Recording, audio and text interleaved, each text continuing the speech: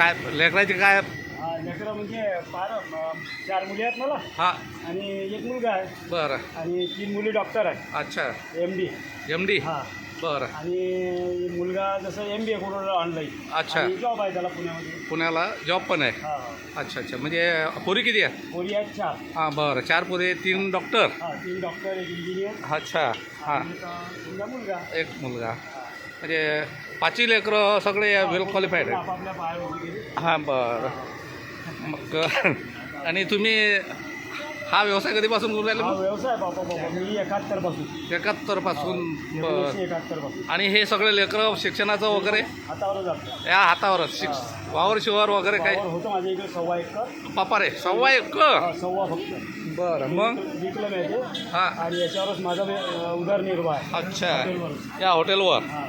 अच्छा बरं. आता पोरं तर सगळे व्यवस्थित झाले, आता तुम्ही तरी हा व्यवसाय सांभाळूनच जा. ते मुलं म्हणतात हां. की करू नका तुम्ही व्यवसाय. हां. पण ते काय होते की मला सालं घरात बसून जमत नाही ते. हो. बरं बरं. बसणं हां मलाच म्हणजे आवडत नाही ते. हां. अच्छा माझे अच्छा. हातपाय दुखतात समजा. हां हां हां.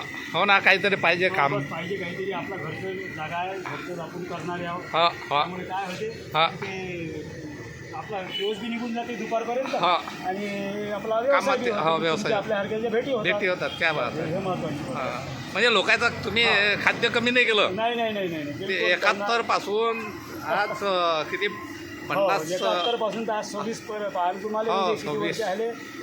75 म्हणजे 70, 30, 30 आणि 20.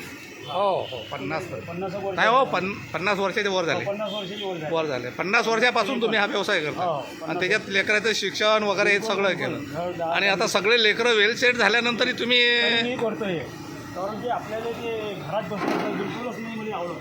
क्या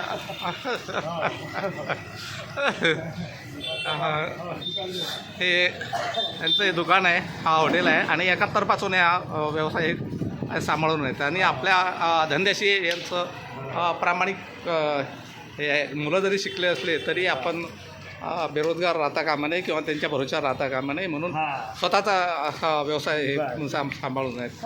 आणि नाव सांगा भाऊ तुमचं? माझं रामकृष्ण नारायण वानखडे. रामकृष्ण नारायण वानखडे. बरं बरं. राहणार संग्रामपूर. हा हे संग्रामपूरच आहे बाबा. बरं बरं. ठीक आहे ठीक आहे. तुमचं शिक्षण कुठपर्यंत झालं? फक्त 4था वर्ग पास. आणि मग तुम्हाला शिक्षणाचे लेकर कसे शिकवावं म्हणजे तेच तर मग झालं ना. हे हे हे ही प्रेरणा कोणापासून भेटली, कशी भेटली? प्रेरणापासून म्हणजे असं झालं की मोठी मुली की समजा ज्यावेळेस लग्न झालं हां. तर त्यांनी ते डॉक्टरायचं त्यांनी स्वप्न पाहिलं.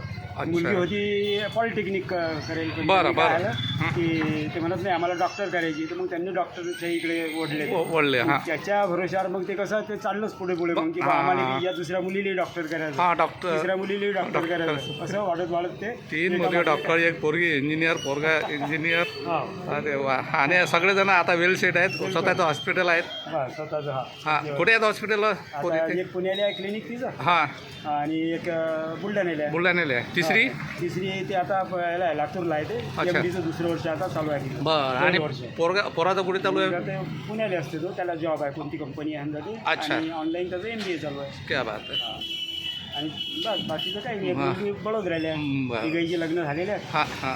आणि 2 जण राहिले आता, एक मुलगा आणि एक मुलगी. क्या बात. आपला व्यवसाय चालू आहे. Very good. ठीक आहे. धन्यवाद. हो.